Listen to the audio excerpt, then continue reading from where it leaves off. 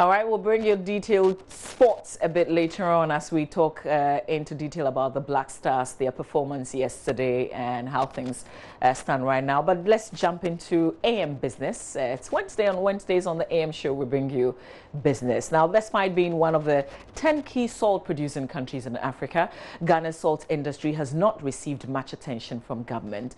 The lack of policy and clear framework have led to some misunderstanding between artisanal miners and the large-scale salt miners. Local salt miners in the Ketu South areas at a recent stakeholders meeting raised concerns about how this is gradually affecting their livelihoods. Joy Business's Sheila Tamoklo has more in today's AM Business, brought to you courtesy EcoBank, the Pan-African Bank. Spanning Ghana's coastal line, the Keta Lagoon is one of the biggest attractions of the Volta region.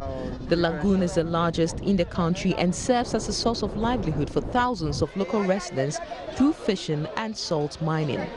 However, the increasing presence of large salt companies in the area, the residents say, is eroding their very source of livelihoods. Our first stop on the media tour was Anlon Afiadenigba. Here, residents lamented activities of large salt mining companies was affecting their fishing and small-scale salt mining.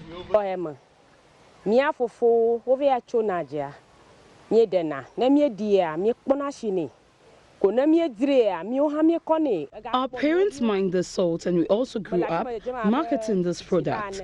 The salt has been beneficial to us over the years. I sold salt just to cater for my children to attend school. The coming of the white men brought us a lot of pain. Our men erected signposts to caution them on seizing our land.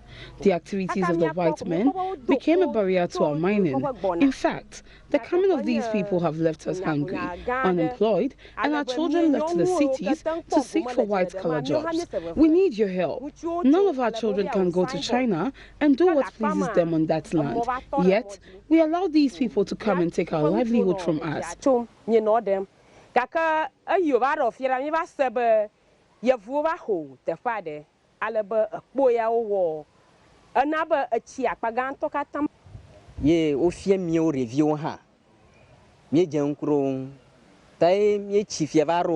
We only heard some men came from India and they came with grader to plane the land from Madina to Klinobukope. Our elders quickly approached them to stop their activities. Ever since they came, we rarely get the quantity of salt we used to get. It barely rains these days in this area, and their activities is really affecting us. Please help us to sack these people.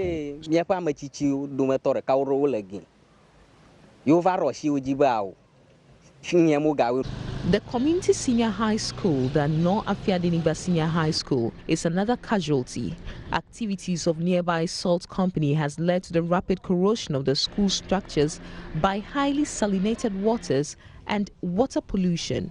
I'm standing in what is a part of the school playing field for the Anlon Afiadenigba Senior High School.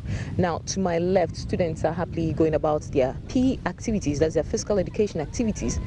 And then to my right here, you can see is a water body, looking quite sickly and unhealthy.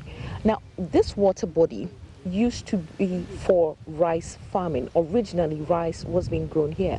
But as you can see, that is no longer the case. It's looking brownish and very unhealthy and contaminated. What we are learning is that residue from refined salt in a salt manufacturing company, you can see right behind me here, washes into this particular water, which is contaminating it and making it now unhealthy for growing anything, nor even supporting aquatic life here. I mean, if you look around me, nothing can actually thrive in this water. The loss of a livelihood for residents here in Anlon, these are among the many complaints that these community members are lamenting about. The negative impact that some of these companies is having on their society and on their livelihoods.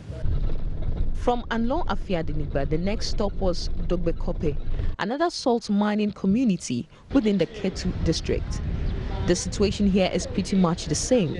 Coconut trees found close to lagoons have not been spared the wrath of miners and the climate. Residents explained the drilling of water by salt companies, particularly Seven Seas, formerly known as Kensington, has wreaked havoc on their coconut farms as well as their source of drinking water. We can't get good drinking water. All activities that puts food on our table has come to a sudden halt due to the activities of the white men. They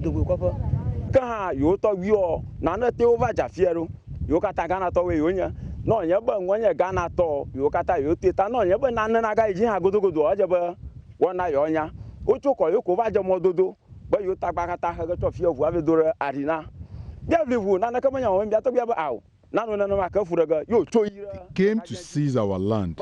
Nothing seems to be working for us. The whites planted pipes that help them to absorb water underground, which drains the water, and we are unable to get water. When you complain, all you hear is free SHS. Our coconut plants, our mining, and our fishing have come to a standstill. Several demonstrations yielded no fruit. The situation is worrying, and we need you to champion this cause for us to restore our land.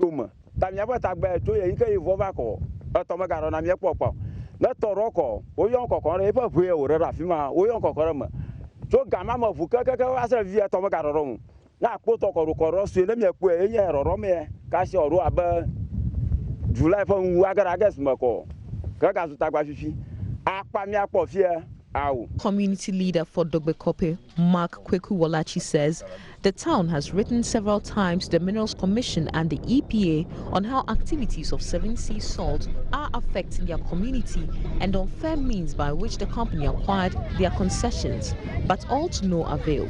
They want the company to cease operations. They are insisting that we should necessarily get a license before we work in the lagoon, but we are saying there is no place left. They have sold out the whole place. Even if we obtain the license, where are we going to work with it? We are not going to work anywhere with a license, and therefore it's useless getting it. But as a community, have you made the effort to get the Minerals Commission to give you the license? Yeah, people are fighting for us. NGOs are fighting for us. They are working very hard, and we expect that at the end of the day, they will succeed. That is our only hope. No other hope anywhere. The community is suffering very much. We have no drinking water. Our trees our coconut trees are withering. Our water becomes salty, dirty, and things like that. So, I mean, we are suffering. And has the company tried to, any social interventions to help the community? Never. As we are saying, we confronted the investors here, and we repelled them. We asked them to go away. And so they left away. Before they left, they wrote an undertaking saying that they would never come back until we permitted them to come. Ever since that time, they never came. But they are still pumping the water away from us so that we will not be able to do anything with the lagoon. So what do you want to be done right now? We want the pumping of the underground water to stop immediately. Providing alternative sources of livelihood for your community members. Have you considered any such issues? No, we have not. We insist that we should come back to our own work, our own livelihood, which is fishing and salt winning. We want that only and not anything else. With all these allegations, our media team set off to meet the management of Seven Seas, the company in question. Formerly known as Kensington Salt Industries Limited, Seven Seas Salt Limited was certified to commence business in March 2009. The company acquired part of its concession from West Africa Goldfields Limited with approval from the Minerals Commission. The company currently holds 7,299.41 acres of land in its concession. Led by the Public Relations Officer, Adams Mensah, management explains the activities have been approved by the EPA and are not accountable for the challenges within the community. It is the one from Togo and Accra that waters this area. Now Togo also has a dam. So that river is no longer flowing that much. And on Accra we have many dams. The latest one is at Poglu. So that is where the limitations are. So this area fund is very difficult getting water unless there is more rainfall.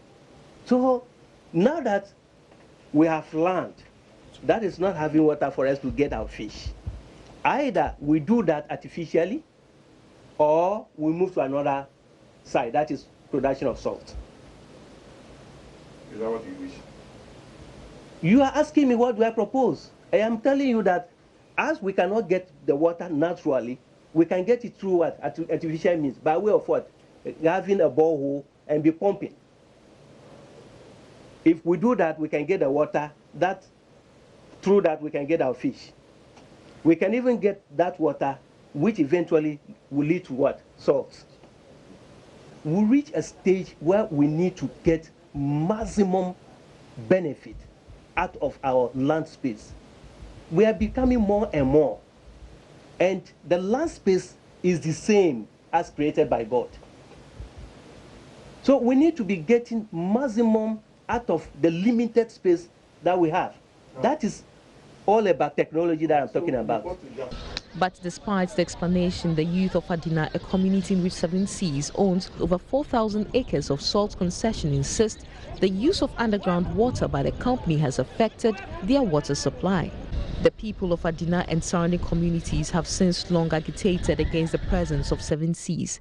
These resulted in violent clashes in 2013 and 2015, which led to severe injuries and destruction of the company's properties. But a more severe demonstration in 2017 led to the death of one youth from a stray bullet by police officers called to the scene. The youth say they are not perturbed and are ready to fight for their land. Because in my house, even where we are, I have one salt pond there. I'm no more using it because of them. If you go to my room, there's no water. My house, there's no water in the house right now. I have to wake up every morning around 3 o'clock. And if I oversleep, I wake up around 6. I will not get water to bath. Why? And it's because of them, because of the drainage from the ground. We force them to do that or to use the sea. But they say, oh no, even when you go right now, you go to the company right now to tell them something, they will say, okay, they've heard you. That's what they will say. They will do something about it, and later on, that is the final. They will never mind you. You see, they will never. We try our best, everything possible to let them use the sea, but they said no, they will not. So, we the youth, we have come to agreement that if they also refuse to help us, we also face them. This time around, when it will come, we are sure that it will come big in such a way that we will demonstrate against them. Even they can continue to shoot us. We want to die now because we are ready to die. So if they will go by the rules and regulation by using the sea salt, the sea water, we will accept them to stay. But if they are not ready, to use the sea, then we will be very, very, very, very angry with them for them to leave. So if you say you'll be very angry, now your brother here just technically waged war against them, said they are willing to die. Is that really the situation here with the youth? Yeah, that is the situation with the youth here. We are really, really angry to die because in future, our children that we've given birth to will come and stand against us. My father, you were among before this company came here, and you see the damages that the company has given to us. So we don't want our children to come and point fingers at us that we caused this whole lot of problems behind. So we want to put something better down for our children to come and then live in. We don't want our children to come and suffer like how we are suffering today. Management of 7 Seas, however, believe educating the communities on the enormous benefits and potential of the salt business will be required to resolve the impasse. Although it's unclear whether the activities of the salt mining companies like 7 Seas is really to be blamed for the environmental challenges in the communities, the agitations bring to light the poor management, inadequate attention, and the failure of the state to ensure the right procedures are followed to protect the livelihoods of mining communities.